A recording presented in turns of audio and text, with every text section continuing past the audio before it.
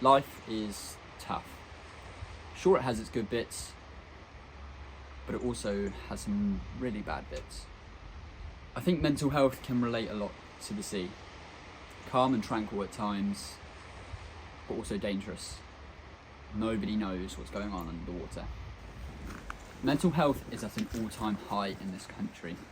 At a time when so many people are talking about mental health, why is it still such a taboo subject? In the UK, it's estimated that 115 people take their lives every week to suicide.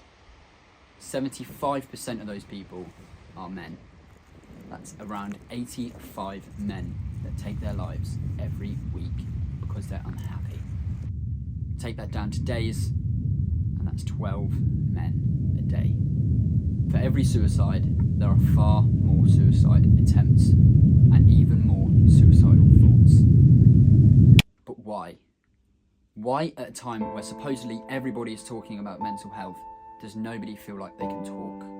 Why do people feel when the water gets too rough that they cannot speak up? Why do people feel as if they've been silenced?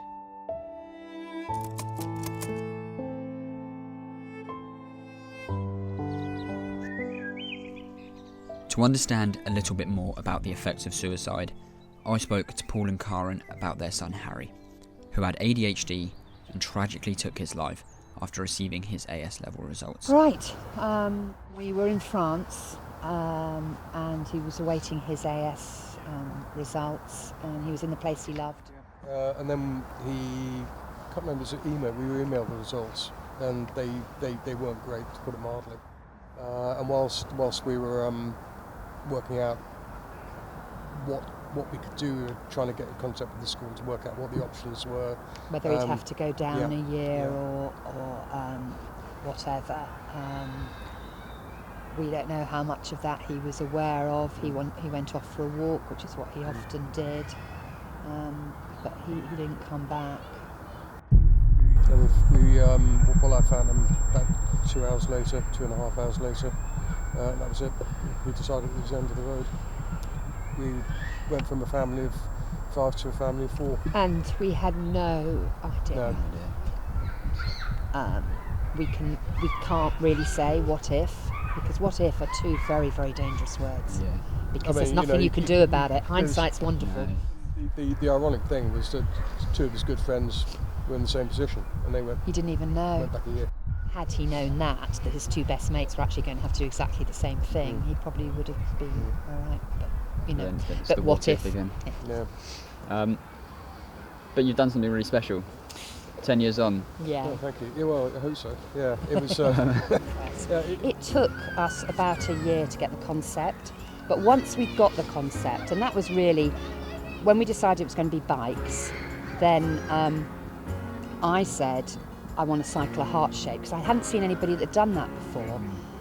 So we constructed one, didn't we? Yeah, and eventually, cut long story short, this handmade map with string, with bits of string, we're working out the practicalities of where we could actually go, and in what times, and, starting and finishing here. It ended up a very sort of odd-shaped heart, and I went, "Oh, that's a wonky heart." Bang! So there you go. That was the that gave the challenge the name, the Wonky Heart Cycle Challenge. Exactly how far was it? In total, 583 miles. No, 586. Sorry, beg your pardon. Those 3 miles make the difference. They make the difference. We all love Harry and we all miss him enormously, don't we? I was also lucky enough to speak to Harry's brother Jack, where he opened up to me about his experience with his brother's story and whether he saw any signs of what was to come. Oh my God, I had no idea. It was really genuinely blew me, sideways. I just couldn't even fathom that it would be like that. And yeah, obviously when I heard the news, it was just, broke me almost. It broke all of us. My parents mentioned before about how he loved life, and he just had this real joy, this spark. I think you've never seen it almost anyone else, like someone who just loved things as much. Like he loved music. He found like a hobby and he just really like jump into it with full gusto. Like I was envious because I'm always one of those people who sort of this looks kind of fun, and he would just like go at it and like smash it out, and then be able to kind of commit himself to anything with like everything he had, because he's just that kind of person who just embraced life and embraced everything. And it's so inspiring literally hearing you talk about him, because you're talking so positively about him, and rightly so, because like Sandra, he was an absolutely amazing person. And like you said, he wouldn't want, you know, to dwell on it. He'd want you to, you know, help the next person, and that's amazing. So on that note, is there any you know, advice that you would give in the last to anyone that's maybe it's in his position or even in your position, being close to it firsthand? I'd say, yeah, talk. The main message is to talk and to make sure we have that person to talk to. You know, it's important, but oh my God, there's so much more. There's so much more to life, and really, you have to kind of take the opportunity to live life the best you can, because, you know, who knows what's around the corner. It's okay to feel sad, obviously. You know, if you want to, if you work really hard for something, you put everything into it, and it doesn't go the way you want. It's okay to be sad, and it's okay to kind of, you know, be disappointed. But there's always people who will be there to talk, and even if at the time you don't think it, just take that first step. Yeah. Take that first step. You know, actually reach out to people. You know, reach out to talk, because I think you'll find that people will actually have that ability to, you know, kind of give you that support you need, and people will want to help you and talk to you, and that is it's taking that first step and actually reaching out. Listening to their stories, mad. The way they spoke about Harry and the things they've done since, so inspirational. But the question's still the why, not the what if, but the why. It's one story out of thousands across the country. It's the literal tip of the iceberg. Nobody knows what happened underneath. And that's the scary part.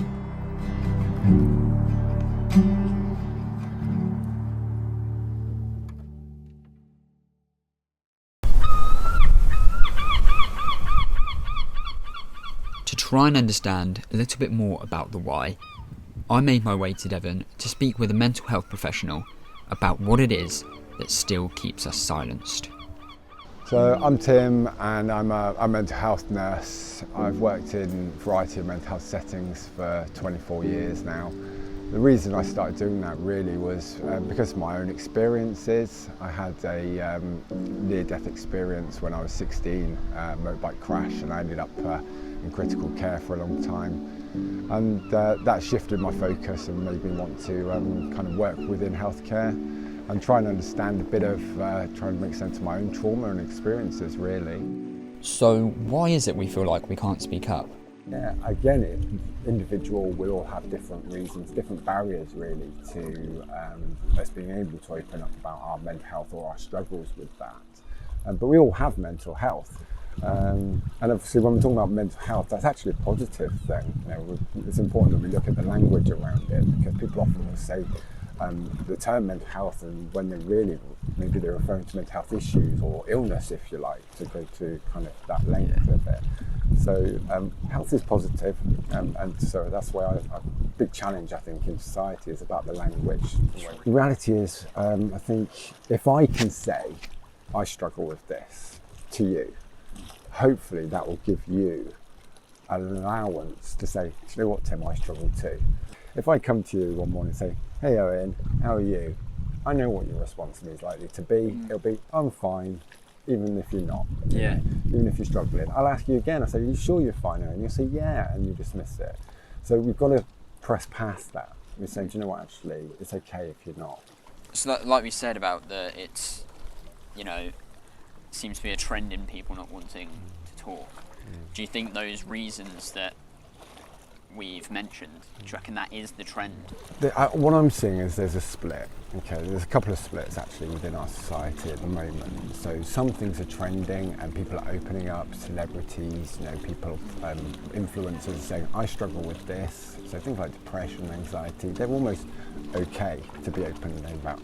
There are some things that people struggle with that are still taboo. Things like eating disorders, psychosis, personality disorders even, where people don't feel like they can open up because that's what their experiences are, and that's not being widely shared and spoken about. For me, again, it's back to that message of let's own it. If I can say actually it helps me to talk to you, I'm not expecting you to do anything with that, just to sit there and do what you're doing now and nod and say, yeah, Tim, I get it.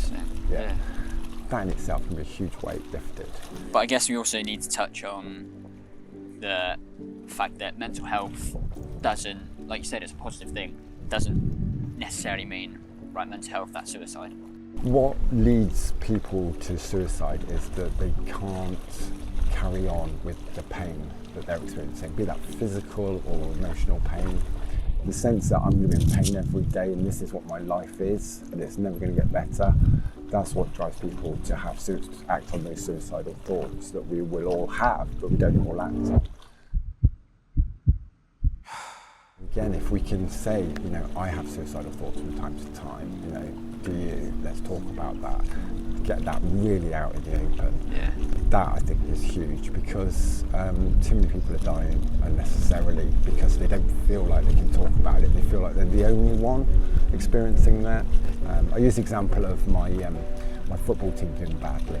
Okay, you know, because that gets me down, you know, it hits me hard. I'm like, they're going to get relegated, this is rubbish, you know. But I know that even if that happens, there'll be a time when they come back and they'll be winning again. So, you know, it's a really good take that analogy. hope from that. I'm a Leicester fan, so... Oh, I'm a West Brom fan, so well, in the same sort of boat. You know, if we can win the league, then, you know, there's belief that, you know, anybody can achieve anything, really. Football analogies aside, what Tim had said really made me think. There are so many different options out there, but people still don't want to speak up. Why is that? Maybe it's because they don't know how? Or maybe it's because they don't know they're there. One of the options available to Paul and Karen is a charity called Papyrus. So I came to their office in London to speak to Lauren about what she does and why she does it. So my name's Lauren and I work for Papyrus, which is a young suicide prevention charity. Why do you personally work for Papyrus? So I work for Papyrus because I'm very passionate about the subject.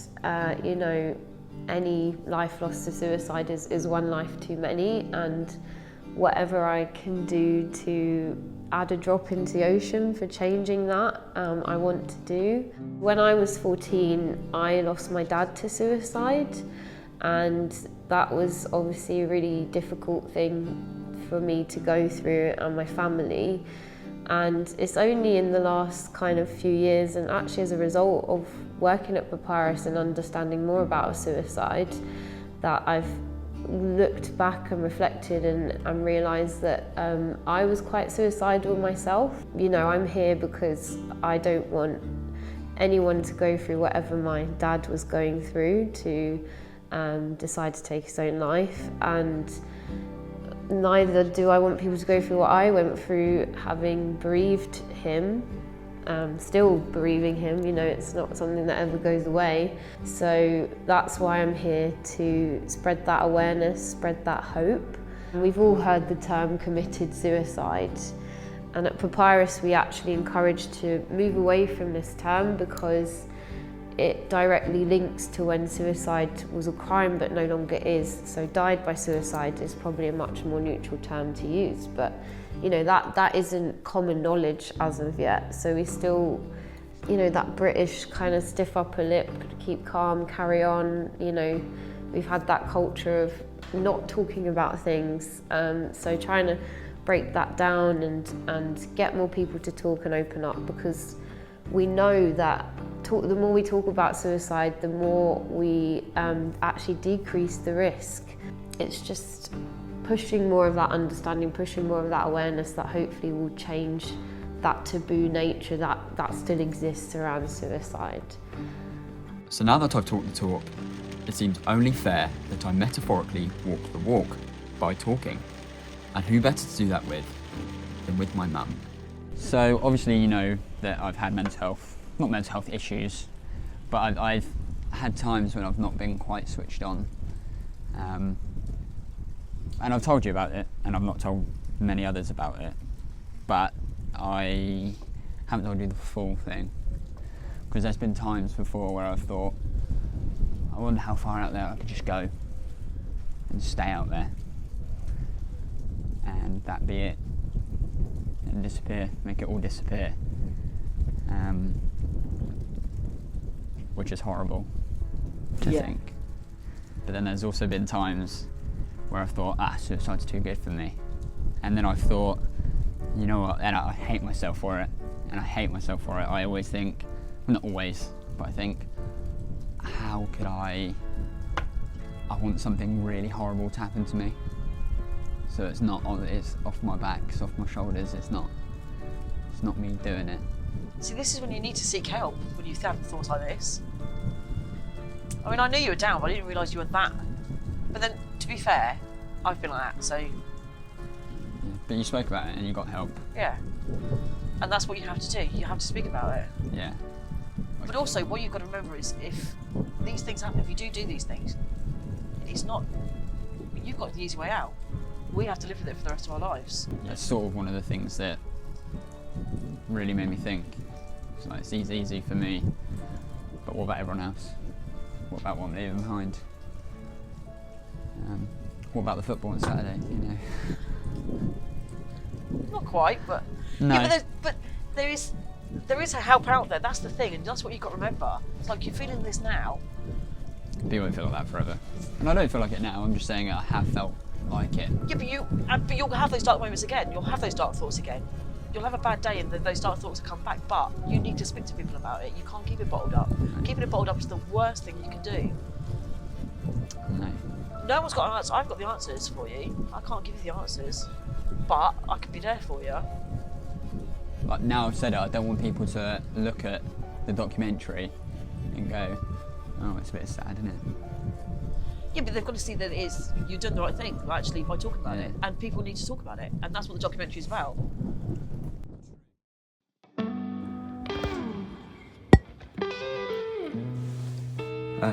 Good afternoon.